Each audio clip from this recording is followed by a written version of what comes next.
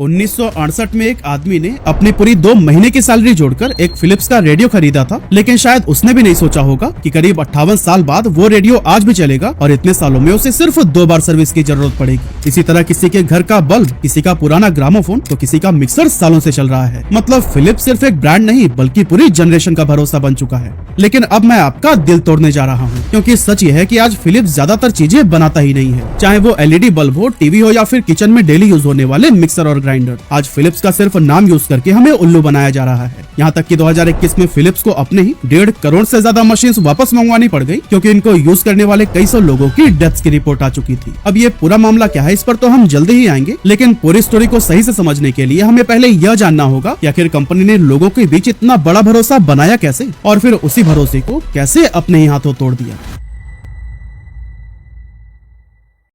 तो दोस्तों 1891 में दुनिया अंधेरे से रोशनी की तरफ बढ़ रही थी, क्योंकि इलेक्ट्रिसिटी धीरे धीरे लोगों के घरों तक पहुंचने लगी। इसी टाइम नीदरलैंड्स के आइंडहोवन शहर में एक इंजीनियर ने सस्ते और भरोसेमंद बल्ब बनाने का सपना देखा। फिलिप्स ने अपने पापा के साथ मिलकर इस बिजनेस को शुरू किया और 1852 में कार्बन फिलामेंट बल्ब बनाने लगी। वैसे हम आपको बताते चलें, फिलिप्स इस दौड़ में अकेली नहीं थी। उस टाइम जर्मनी की 2 बड़ी कंपनीज AEG और सीमेंस एंड हास्के पहले से इस मार्केट पर अपना दबदबा बना चुकी थी। लेकिन फिलिप्स के लिए एक चीज उसके फेवर में थी कि उस टाइम तक नीदरलैंड में पेटेंट सिस्टम लागू नहीं था। यानी अगर किसी का इनोवेशन कोई दूसरी कंपनी यूज करती थी ना, तो फिर उस पर लीगली कोई रोक नहीं थी। फिलिप्स ने भी इसका पूरा फायदा उठाया। उसने अपने कॉम्पिटिटर्स की फैक्ट्रीज देखी, उनकी प्रोडक्शन टेक्निक समझी और फिर उन्हें अपनी फैक्ट्री में अप्लाई करना शुरू कर दिया। लेकिन सिर्फ टेक्निक कॉपी कर लेने से जीत नहीं मिलती। फिलिप्स अभी बहुत छोटी कंपनी थी, जबकि उनके सामने सालों पुराने दिग्गज खड़े थे। नतीजा ये हुआ कि 1895 आते कंपनी बंद होने के कगार पर पहुंच गई। लेकिन यही जेरार्ड ने एक ऐसा फैसला लिया जिसने फिलिप्स की किस्मत ही बदल दी। उन्होंने अपने से 16 साल छोटे भाई एंटन को भी बिजनेस में पार्टनर बना लिया। जेरार्ड को मैन्युफैक्चरिंग आता था और एंटन मार्केटिंग में एक्सपर्ट थे, और यही जोड़ी फिलिप्स की सबसे बड़ी ताकत बन गई, क्योंकि अगले 10 सालों में ही कंपनी की प्रोडक्शन करीब 20 गुना बढ़ चुकी थी। और हाँ, एंटन के आने के बाद से फिलिप्स सिर्फ बड़ी नहीं हुई, बल्कि उसकी सोच भी बदल गई।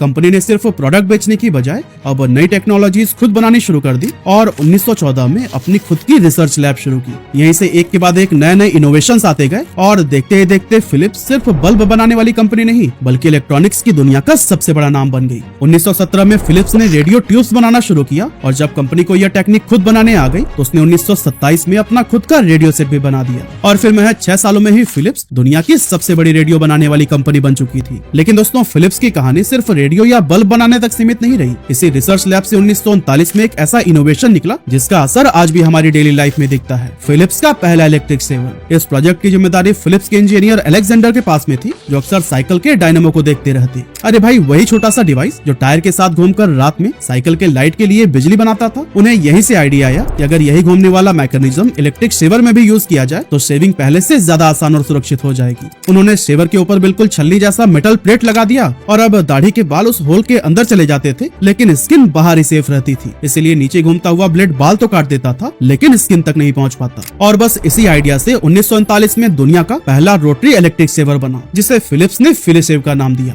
लेकिन बैड लक तो देखिए, जिस साल फिलिशेव आया ना, उसी साल ही सेकेंड वर्ल्ड वॉर भी शुरू हो गई। अब वॉर की वजह से कुछ टाइम के लिए इसके प्रोडक्शन पर ब्रेक जरूर लगा, लेकिन जंग खत्म होते ही फिलिशेव की भी वापसी हो गई। और फिर इसके बाद से जो उसने रफ्तार पकड़ी ना, वो कभी भी नहीं रुकी। करीब 85 साल बाद आज भी हर घंटे ऑन एन एवरेज 700 से भी ज्यादा फिलिशेव यूनिट्स बिकती हैं। वैसे यहाँ मैं एक बात क्लियर करते हुए आगे बढ़ना चाहता हूँ कि जेरार्ड, जिन्होंने फिलिप्स कंपनी शुरू की थी, वो 1922 में ही रिटायर हो चुके थे। इसीलिए अब उनके छोटे भाई एंटन और उनके बच्चे कंपनी की जिम्मेदारियों को संभाल रहे थे। अब जैसा कि मैंने आपको पहले ही बताया, सेकेंड वर्ल्ड वॉर शुरू हो चुका था और नीदरलैंड्स पर खतरा लगातार ही बढ़ता जा रहा था। और फिर इसी बीच जब 9 मई 1940 को खबर आई कि अगले ही दिन जर्मनी हमला करने वाली है, तब एंटन अपने परिवार के साथ में अमेरिका निकल गए। लेकिन एंटन के बेटे फ्रिट्ज ने बिल्कुल उल्टा फैसला लिया। जब पूरा परिवार देश छोड़ रहा था ना, तब वो वापस आइंडहोवन लौट आए और वहीं रहकर फिलिप्स की फैक्ट्री संभालने लगे। हालांकि कुछ ही दिनों के बाद जर्मन ने नीदरलैंड्स पर कब्जा कर लिया, और अब फिलिप्स की फैक्ट्री को मजबूरन जर्मन सेना के लिए इक्विपमेंट बनाना पड़ रहा था। अब दोस्तों, ऐसे टाइम पर ज्यादातर लोग अपनी जान बचाकर भागने की सोचते ना, लेकिन फ्रिट्ज अपने एम्प्लॉइज को छोड़कर कहीं नहीं गए। फैक्ट्री में 382 यहूदी एम्प्लॉइज भी थे, और उस दौर में नाजी सेना यहूदियों को पकड़कर जेल भेजती और उन्हें जान से मार देती थी। लेकिन फ्रिट्ज ने जर्मन अधिकारियों को समझाया कि ये लोग प्रोडक्शन के लिए बहुत जरूरी हैं, और अगर इन्हें आपने मार दिया ना, तो फिर फैक्ट्री बंद हो जाएगी और आपको ही नुकसान उठाना पड़ेगा। अब फ्रिट्ज की बात मानकर जर्मन ऑफिसर्स ने सभी को छोड़ दिया, जिससे 382 लोगों की जान बच गई। हालांकि इसकी कीमत फ्रिट्ज को ही चुकानी पड़ गई, क्योंकि कुछ टाइम के बाद उन्हीं को ही अरेस्ट करके कैंप में डाल दिया गया था और जिस फैक्ट्री को वो बचाने की कोशिश कर रहे थे उसी के कई सारे हिस्सों पर ब्रिटिश एयरफोर्स ने बॉम्बिंग कर दी, जिससे फिलिप्स कंपनी को बहुत बड़ा लॉस हुआ। हालांकि वॉर खत्म होने के बाद एंटन भी अपने देश वापस लौट आए और फ्रिट्ज को भी जेल से छोड़ दिया गया था, जिसके बाद सभी ने मिलकर जी तोड़ मेहनत की और दोबारा फिलिप्स को पटरी पर ला दिया। और फिर करीब 20 साल के बाद जब सब कुछ नॉर्मल हो गया तब फिलिप्स एक बिल्कुल अलग प्रॉब्लम सॉल्व करने में लग गई, टेप रिकॉर्डर्स की प्रॉब्लम। उस टाइम म्यूजिक सुनने के लिए बड़े बड़े टेप रिकॉर्डर्स यूज होते थे, भारी होते थे, महंगे होते थे और चलाने में भी झंझट वाले। तभी एक रात फिलिप्स के लू ऑटन्स खुद ऐसे ही एक मशीन से परेशान हो गए और फिर अगली सुबह ऑफिस पहुंचते ही उन्होंने अपनी टीम से कहा कि अब एक ऐसा टेप रिकॉर्डर बनाना है जो छोटा हो, सस्ता हो और जिसे हर कोई आसानी से यूज कर सके। लेकिन डिजाइन कैसा होगा, इसका जवाब भी ऑटन्स ने बड़े ही मजेदार तरीके से ढूंढा। उन्होंने एक लकड़ी का टुकड़ा उठाया और उसे तब तक घिसते रहे जब तक वो उनकी जैकेट के जेब में आराम से फिट नहीं हो गया और बस यही आगे बनने वाली कैसेट का टारगेट साइज बन गया। और फिर कई महीनों की मेहनत के बाद अगस्त 1963 में फिलिप्स ने दुनिया की पहली कॉम्पैक्ट कैसेट पेश कर दी। लेकिन असली कहानी तो इसके बाद से शुरू हुई। फिलिप्स समझ चुकी थी कि अगर यह सिर्फ उनकी ही टेक्नोलॉजी बनी रही ना तो शायद यह कभी भी हर घर तक नहीं पहुंच पाएगी। इसीलिए उसने दूसरी कंपनीज को भी इसे बनाने की इजाजत दे दी बिना किसी रॉयल्टी के। और यही वजह थी कि आगे चलकर दुनिया भर में करीब 100 अरब कॉम्पैक्ट कैसेट्स बिके थे। अगले कई दशकों तक यही कॉम्पैक्ट कैसेट्स दुनिया का सबसे बड़ा ऑडियो फॉर्मेट बन गई। Songs, schools recording, language courses, interview, यहाँ तक कि कंप्यूटर डेटा भी इन्हीं कैसेट्स में स्टोर किए जाने लगे। तो दोस्तों अब तक जो भी कुछ हमने देखा, बल्ब, शेवर, रेडियो और कैसेट, इन सभी ने फिलिप्स को दुनिया के सबसे भरोसेमंद ब्रांड में ला खड़ा किया। लेकिन हम इंडियंस के लिए इसकी असली कहानी 1930 में शुरू हुई, जब फिलिप्स की शुरुआत कोलकाता के एक छोटे से सेल्स ऑफिस से हुई थी, जहां विदेशों से मंगाए गए बल्ब बेचे जाते थे। लेकिन कुछ ही सालों में फिलिप्स ने इंडिया को सिर्फ एक मार्केट की तरह नहीं बल्कि मैन्युफैक्चरिंग बेस की तरह देखना शुरू कर दिया। 1938 में कोलकाता में इसकी पहली लैंप फैक्ट्री लगी और 1948 में यही फिलिप्स के रेडियोज भी बनने लगे। यानी आपके दादाजी या फिर पापा जो फिलिप्स का रेडियो यूज करते थे ना, वो सिर्फ किसी फॉरेन ब्रांड का प्रोडक्ट नहीं था, वो सच में इंडिया में बना हुआ रेडियो था। इसके बाद से फिलिप्स लगातार बढ़ती चली गई। 1959 में पुणे के पास दूसरी फैक्ट्री शुरू हुई और 3 अप्रैल 1965 को इंडिया में बना फिलिप्स का 10 लाखवां रेडियो तैयार हो गया। और दोस्तों यह सिर्फ फैक्ट्री खोलने की बात नहीं थी, उस वक्त इंडिया नया आजाद हुआ था और अपने पैरों पर खड़ा होने की सीख रहा था। ऐसे टाइम में फिलिप्स ने यहाँ इन्वेस्ट करना शुरू किया और इंडिया को अपना लॉन्ग टर्म बेस बना लिया। और शायद यही वजह थी कि फिलिप्स भारत में सिर्फ कभी एक फॉरेन ब्रांड जैसा लगा ही नहीं, धीरे धीरे यह लोगों के दिलों में बस गया और हर घर का हिस्सा बन गया। उस दौर में तो कंपनी प्रोडक्ट्स इस तरह से बनाती थी कि सालों तक चलती रहे और अगर खराब भी हो तो उन्हें फेंकना नहीं बल्कि रिपेयर करना आसान हो। और शायद यही वजह है कि आज भी कई सारे पुराने फिलिप्स रेडियो और ऑडियो सिस्टम वर्किंग कंडीशंस में मिल जाते हैं।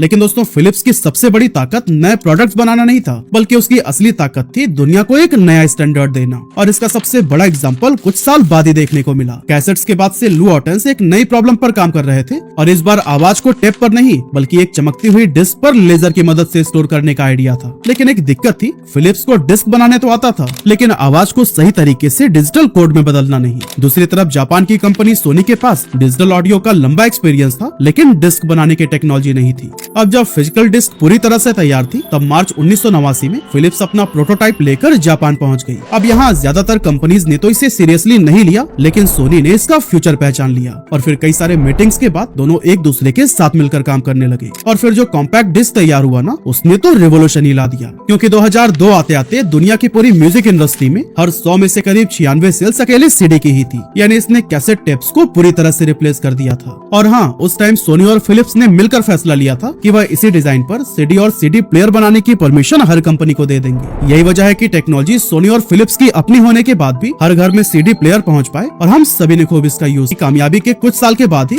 फिलिप्स ने वीडियो 2000 नाम से अपना वीडियो कैसेट फॉर्मेट भी लॉन्च किया था। अब टेक्निकली यह VHS से बेहतर माना जाता था लेकिन मार्केट ने VHS को ही चुना और फिलिप्स को अपनी जर्नी में सबसे बड़ी हारों में से एक का सामना करना पड़ा। लेकिन इसी बीच फिलिप्स ने एक ऐसा फैसला लिया जिसे आज पीछे मुड़कर देखने पर फिलिप्स की सबसे बड़ी बेवकूफी मानी जाती है। असल में 1953 में फिलिप्स ने सेमीकंडक्टर्स यानी कि इलेक्ट्रॉनिक चिप बनाने का एक छोटा सा बिजनेस शुरू किया था। अब शुरुआत में यही चिप्स फिलिप्स अपने प्रोडक्ट्स में यूज करती थी लेकिन धीरे धीरे यह बिजनेस इतना बड़ा हो गया कि 1987 तक यह यूरोप का सबसे बड़ा सेमीकंडक्टर मैन्युफैक्चरर बन चुका था। लेकिन 2005 में फिलिप्स ने तय किया कि अब उसे चिप बनाने की बजाय उन प्रोडक्ट्स पर ज्यादा ध्यान देना है जो सीधे लोगों तक पहुंचते हैं, जैसे पर्सनल केयर, किचन अप्लायंसेज और मेडिकल डिवाइसेज। असल में फिलिप्स ने हेल्थ केयर पर अब बड़ा दांव खेलना शुरू कर दिया था। जैसे कि 2007 में उसने अमेरिका की रेस्पिरोनिक्स नाम की कंपनी खरीदी ताकि वो हॉस्पिटल्स में यूज होने वाली इमेजिन मशीनें, पेशेंट रिमोट मॉनिटरिंग सिस्टम और दूसरे मेडिकल इक्विपमेंट के बिजनेस में अपनी पकड़ मजबूत बना सके। और फिर इसी सोच की वजह से एक साल पहले ही यानी 2006 में फिलिप्स ने अपने सेमीकंडक्टर बिजनेस का ज्यादातर हिस्सा बेच दिया और इससे एक नई कंपनी बनी थी NXP।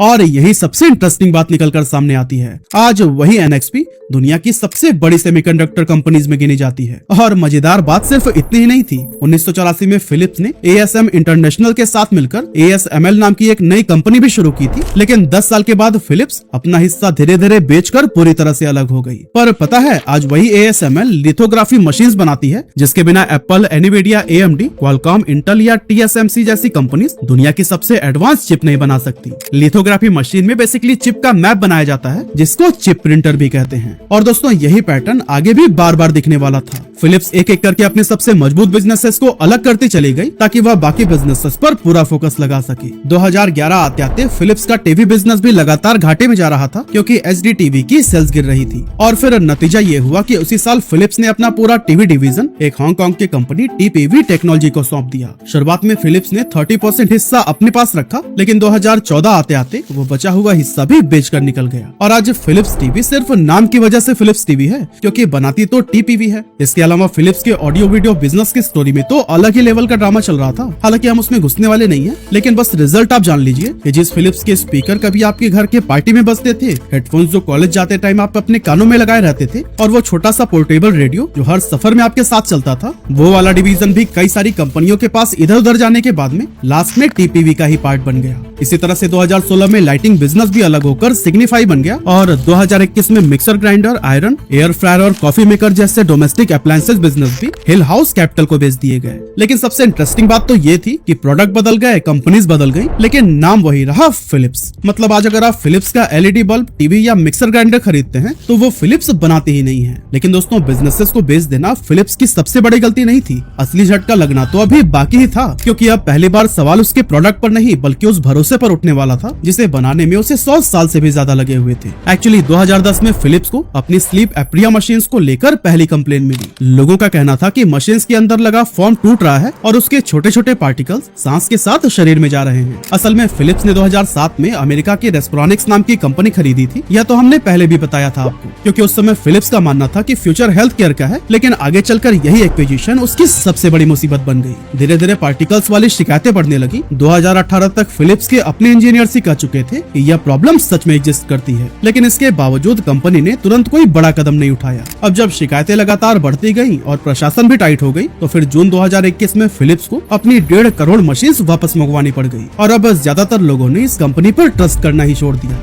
तो दोस्तों, अब सवाल उठता है कि इतनी बड़ी क्राइसिस झेलने के बाद से आज की डेट में फिलिप्स कहां पर खड़ा है। देखिए, 2021 में रिकॉल से ठीक पहले फिलिप्स की मार्केट वैल्यू करीब 2.4 लाख करोड़ रुपीस थी, लेकिन ये हेल्थ मशीन वाली क्राइसिस के बाद 2022 में यह गिरकर 1.1 लाख करोड़ रुपीस केवल रह गई थी। यानी सिर्फ एक साल में ही कंपनी की मार्केट वैल्यू आधी रह गई। जिसके बाद 2022 में जब नए CEO रॉय जैकब्स ने कमान संभाली तो उन्होंने पूरी दुनिया के सामने माफी मांगी और कंपनी के अंदर कई सारे मेजर चेंजेस किए। फिलिप्स ने कई सारे नॉन एसेंशियल्स खर्चे कम कर दिए, हजारों जॉब्स कट कर दी, सप्लाई चेन सुधारने पर काम किया और अपना पूरा फोकस हेल्थ टेक्नोलॉजी पर डाल दिया। साथ ही कंपनी ने पेशेंट सेफ्टी और प्रोडक्ट क्वालिटी को सबसे ऊपर रखा ताकि लोगों और इन्वेस्टर्स का भरोसा वापस पा सके। अब इन फैसलों का असर 2023 में दिखना भी शुरू हो गया, क्योंकि प्रॉफिट सुधर गए और इन्वेस्टर्स का भरोसा वापस आ गया और अगले 2 सालों में ही फिलिप्स की मार्केट वैल्यू फिर से करीब 2.35 लाख करोड़ रुपए तक पहुंच गई। अब दोस्तों, आज फिलिप्स पहले जैसी टेक्नोलॉजी कंपनी नहीं रही, अब उसका पूरा फोकस हेल्थ टेक्नोलॉजी पर है। कंपनी का ज्यादातर रेवेन्यू हॉस्पिटल्स में यूज होने वाली imaging machines, ultrasound, xray systems और दूसरे मेडिकल इक्विपमेंट से आता है। इसके अलावा कंज्यूमर प्रोडक्ट्स में भी अब फिलिप्स मुख्य रूप से शेवर, ट्रिमर और ओरल केयर जैसी कैटेगरीज पर ही काम करती है। लेकिन एक डर अभी भी फिलिप्स को सताता है, क्योंकि रेस्प्रोनिक्स वाले मामले की जांच अमेरिका का डिपार्टमेंट ऑफ जस्टिस आज भी कर रहा है। तो दोस्तों, फिलिप्स की पूरी कहानी को अगर एक लाइन में समझे ना, तो फिलिप्स को सबसे बड़ा नुकसान उसके कॉम्पिटिटर्स ने नहीं बल्कि उसने खुद पहुंचाया। शुरुआत में उसने बड़ी बड़ी कंपनीज को पीछे छोड़ा, 2 वर्ल्ड वॉर झेले और दुनिया के सबसे भरोसेमंद ब्रांड में शामिल हो गई। लेकिन आगे चलकर फिलिप्स को हराने वाला कोई कॉम्पिटिटर नहीं था, बल्कि उसके अपने ही फैसले थे। क्योंकि किसी भी ब्रांड की सबसे बड़ी ताकत उसके प्रोडक्ट्स नहीं होते, बल्कि लोगों का भरोसा होता है। एक बार भरोसा अगर टूट जाए ना, तो उसे वापस कमाने में सालों लग जाते हैं। लेकिन वो भरोसा जिसने कभी एक इंसान को अपनी 2 महीने की पूरी सैलरी जोड़कर फिलिप्स का रेडियो खरीदने पर मजबूर किया था, आपके साथ में फिलिप्स का एक्सपीरियंस कैसा रहा है, हमें कमेंट करके जरूर बताइएगा। सबको चंदा देना पड़ेगा, जिसकी जितनी श्रद्धा उतने हिसाब से दे दे, लेकिन पैसा सबको देना है जो भी कमाता है।